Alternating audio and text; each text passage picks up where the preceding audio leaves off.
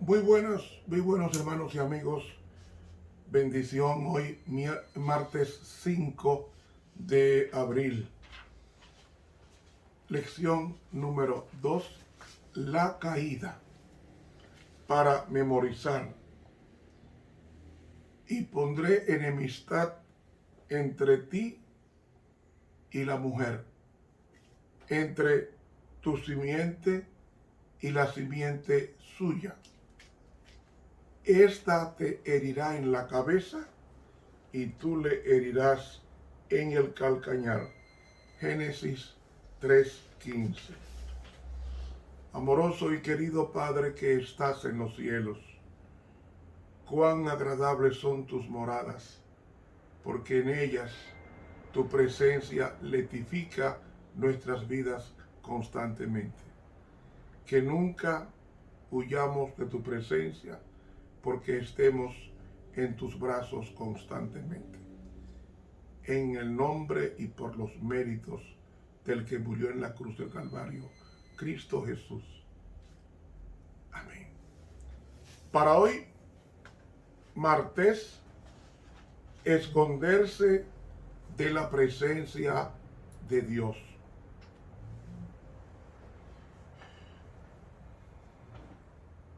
Esto que le pasó a Adán, esto es lo que pasa con el ser humano.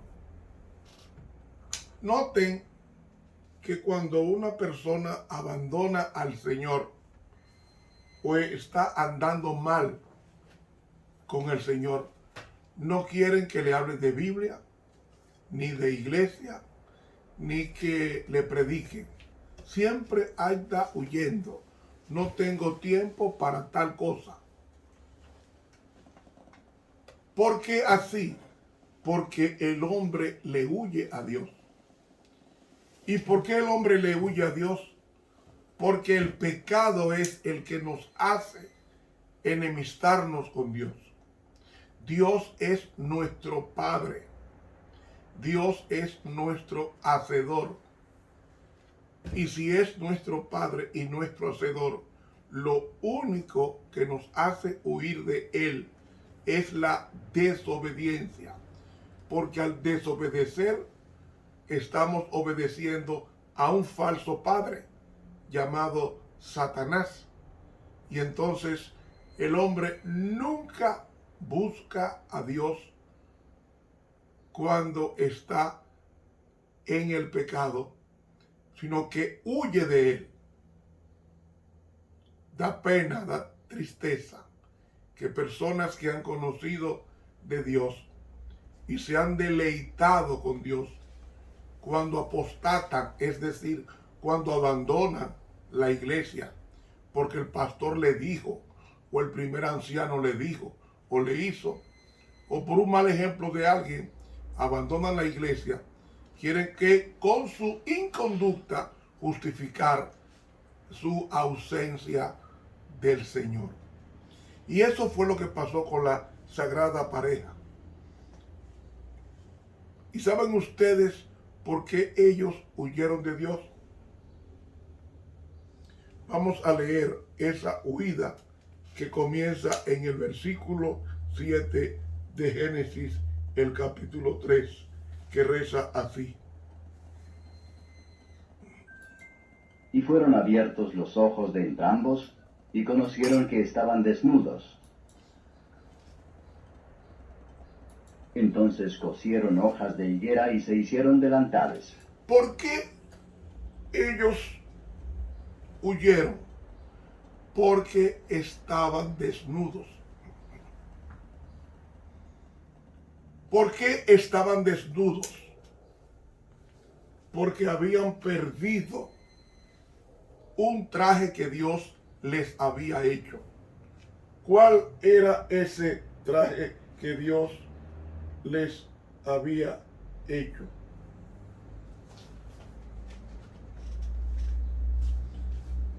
Lea conmigo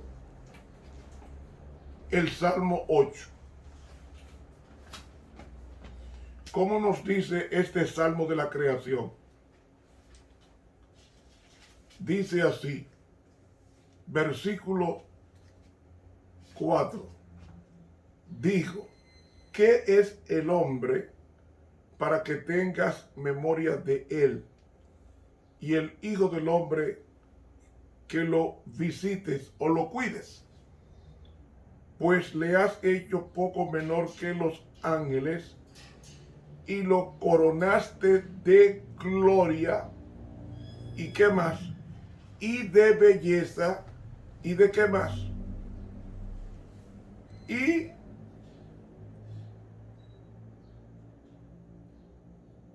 Dios coronó al hombre. Si lo corona es porque era rey.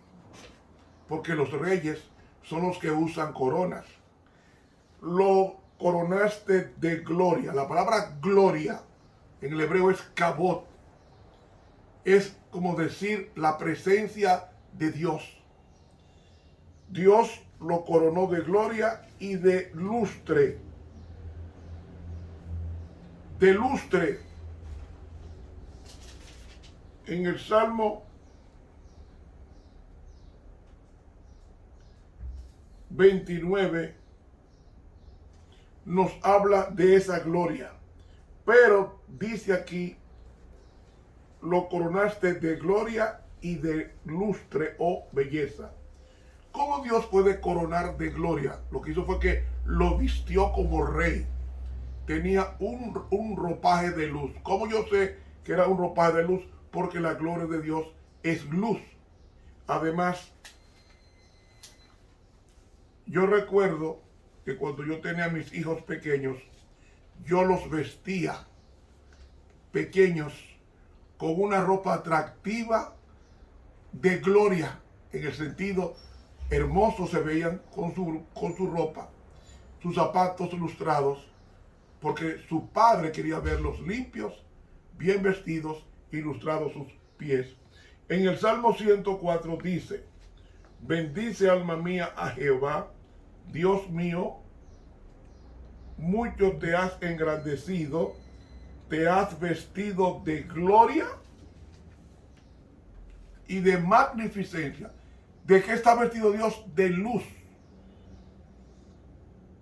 de gloria. Y para que vean que la gloria es luz, dice, el que se cubre de luz como de vestidura que extiende los cielos como una cortina. ¿Cuál es el ropaje que usa Dios? Su ropaje es su gloria, la luz que envuelve su cuerpo. Dios es luz. Él no tiene luz. Él es luz. Y como es luz, viste a sus hijos de luz. De luz. Pues la Sagrada Pareja, según el Salmo 8 y según el Salmo 104, esta Sagrada Pareja estaba vestida de luz. Entonces, cuando pecan, ¿qué sucede? Cuando pecan, se va la luz. Se va la luz. Y al irse ese traje, esa luz, que era un traje, en este libro, Patriarcas y Profetas, en la página 41, nos dice elocuentemente,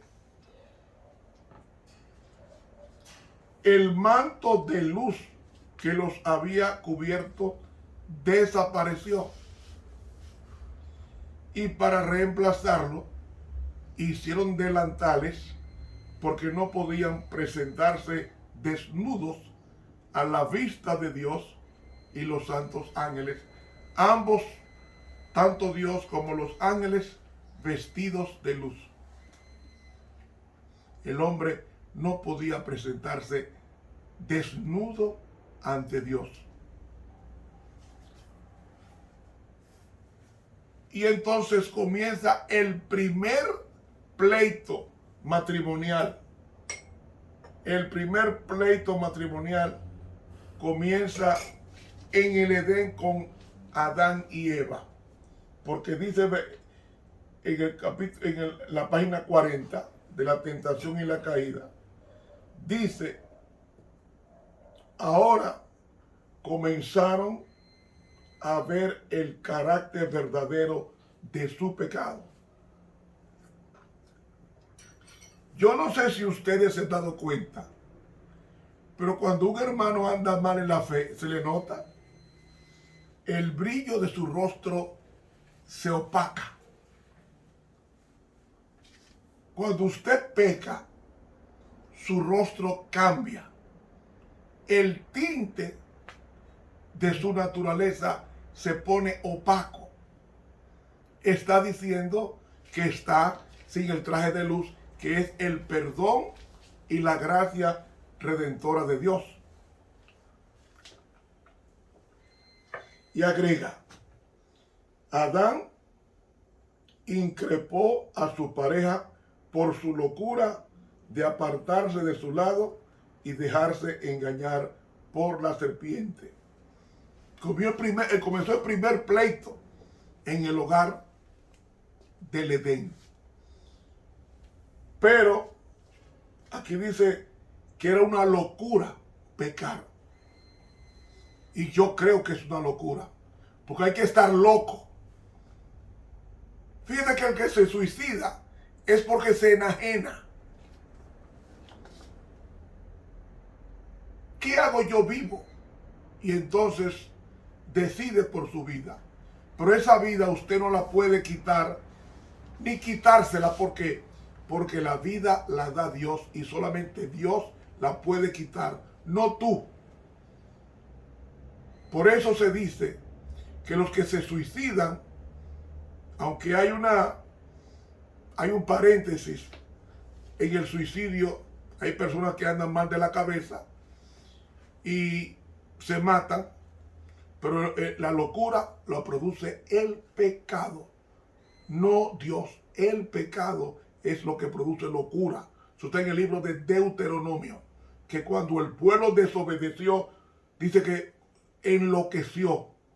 Y yo lo creo, porque usted meterse en el santuario, como hizo Manasés, rey del pueblo de Dios, meterse en Manasés, poner un ídolo de abominación y adorarlo en el templo de Dios, es una elocuente manifestación de locura. Si usted ve una persona que están tirando tiros, hay una balacera en la esquina de su casa, y tú le dices a tu hijo, no coja para allá que están tirando, están en una balacera, y tú ves que tu hijo coge para allá, ¿qué pasa contigo? Tú dices, pues tú estás loco. Tú estás loco. Y eso es lo que pasa cuando usted peca. El pecado es un acto de locura. Aquí lo dice, Adán increpó a su compañera por su locura de dejarse engañar por la serpiente y apartarse de su lado. Pero ambos presumían que aquel que les había dado tantas muestras de su amor perdonaría esa sola y única transgresión. Cuando nosotros pecamos, estamos diciendo que Satanás, me refiero cuando pecamos por voluntad propia, cuando decidimos pecar, estamos haciendo a Satanás que triunfe sobre Cristo. Eso es lo que estamos diciendo, ¿eh? Satanás se regocijó de su triunfo. Había tentado a la mujer a desconfiar del amor de Dios, a dudar de su sabiduría y a violar su ley, y por su medio causar la caída de Adán. Pero Dios tenía un encuentro con su familia. Cada día Dios tenía un encuentro con su familia. Y seguimos leyendo de ese encuentro con su familia, con la sagrada pareja. Y oyeron la voz de Jehová Dios que se paseaba en el huerto al aire del día, y escondióse el hombre y su mujer de la presencia de Jehová Dios entre los árboles del huerto. Se estaban escondiendo. Y Dios apareció. ¿Saben ustedes ¿En qué momento? Dios apareció en el atardecer. En el atardecer.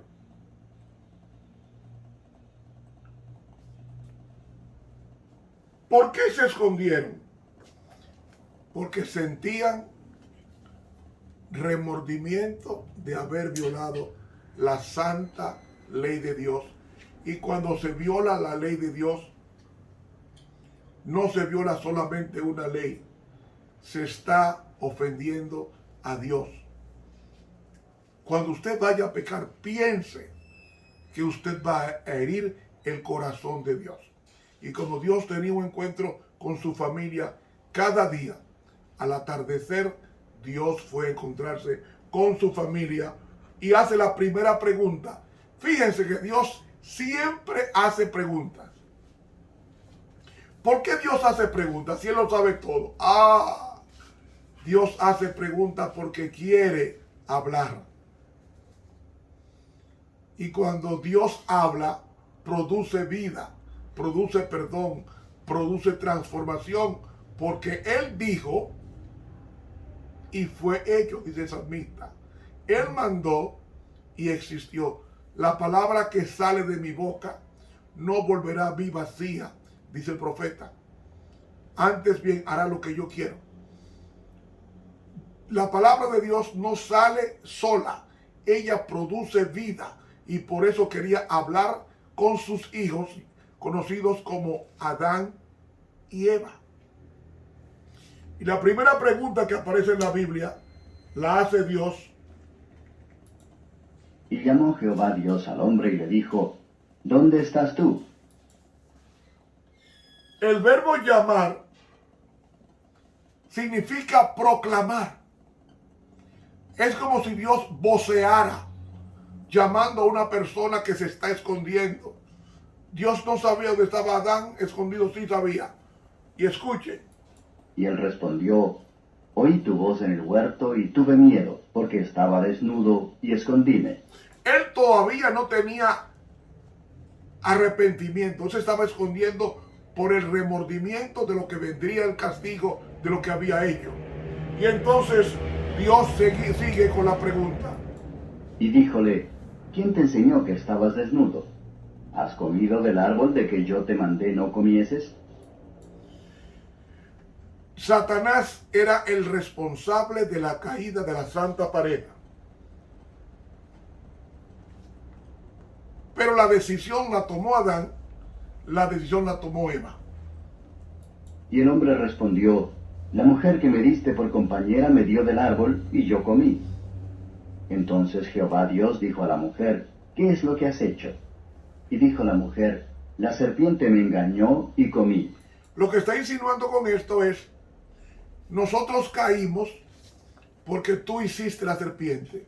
Por tanto, no somos responsables. Tú creaste la serpiente. Por tanto, ella me dio y yo comí. Y el hombre, tú creaste la mujer. Ella me dio y yo comí. ¿A quién está dando la culpa? A Dios. Y mientras estemos echándole la culpa a Dios, no hay genuino arrepentimiento. Y oiga lo que dice Dios. Y Jehová Dios dijo a la serpiente, por cuanto esto hiciste, maldita serás entre todas las bestias y entre todos los animales del campo. Sobre tu pecho andarás y polvo comerás todos los días de tu vida.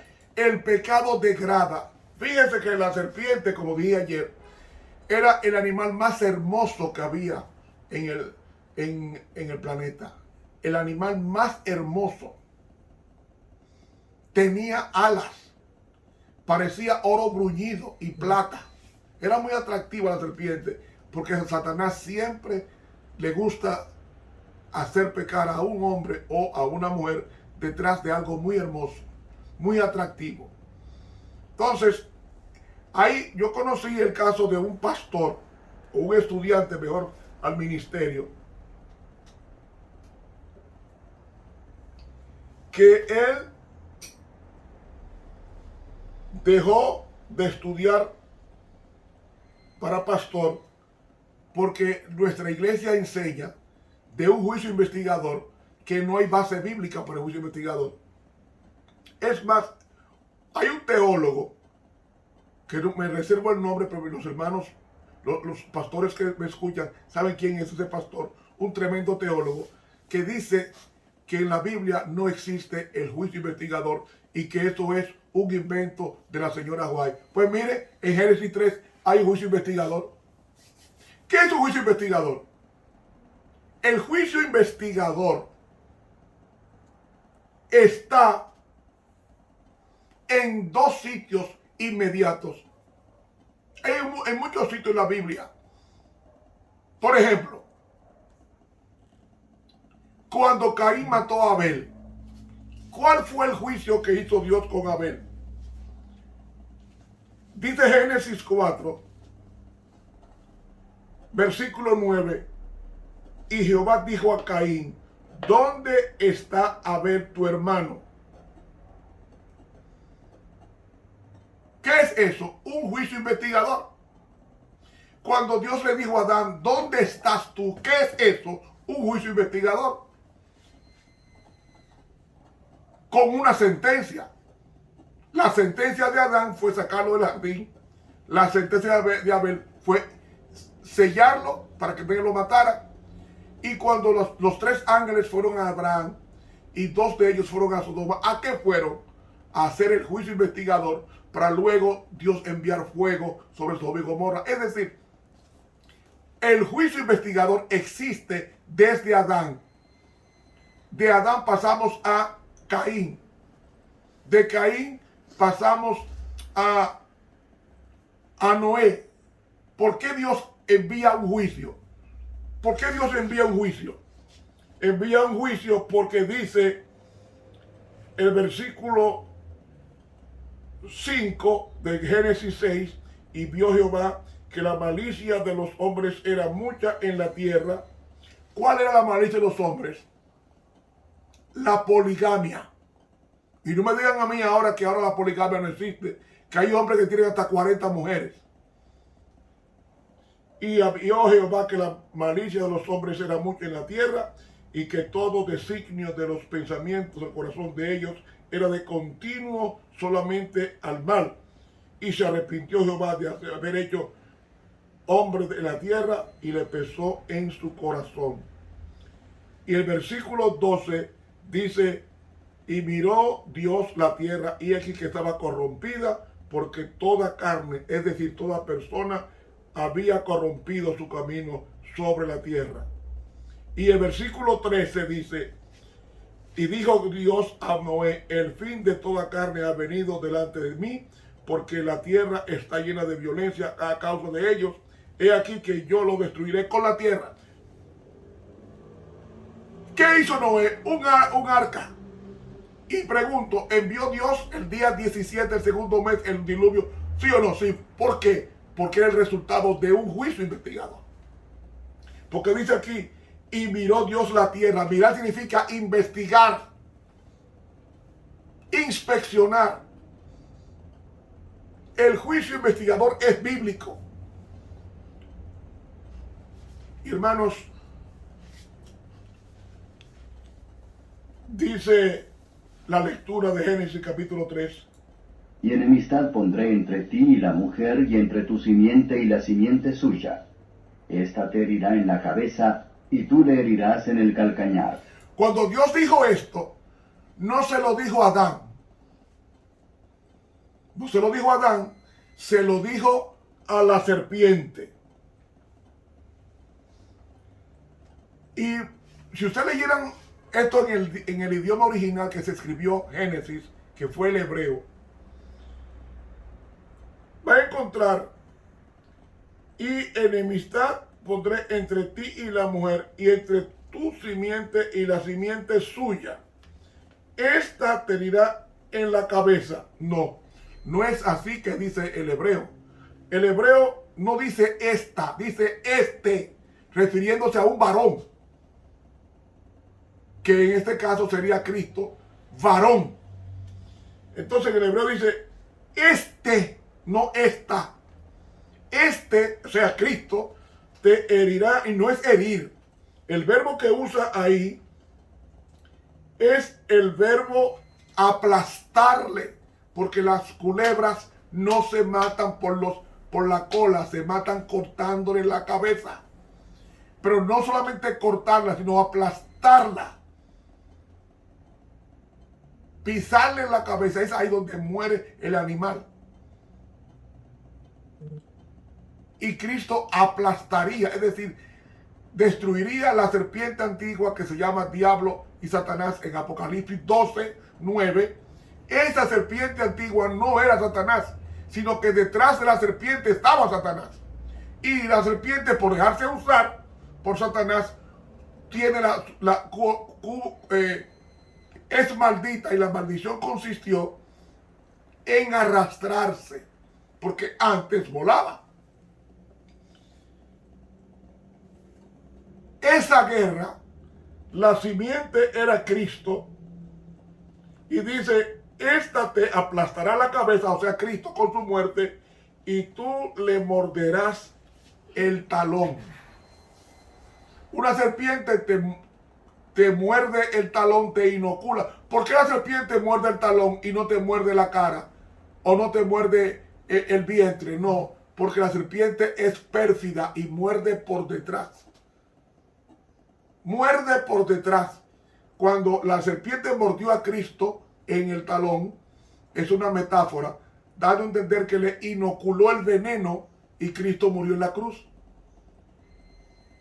Y al inocular el veneno y al morir Cristo Jesús, no sabía que ella misma con esa muerte estaba siendo aplastada su cabeza y expulsada para siempre de los recintos sagrados en las acusaciones que ella hacía en el tribunal divino.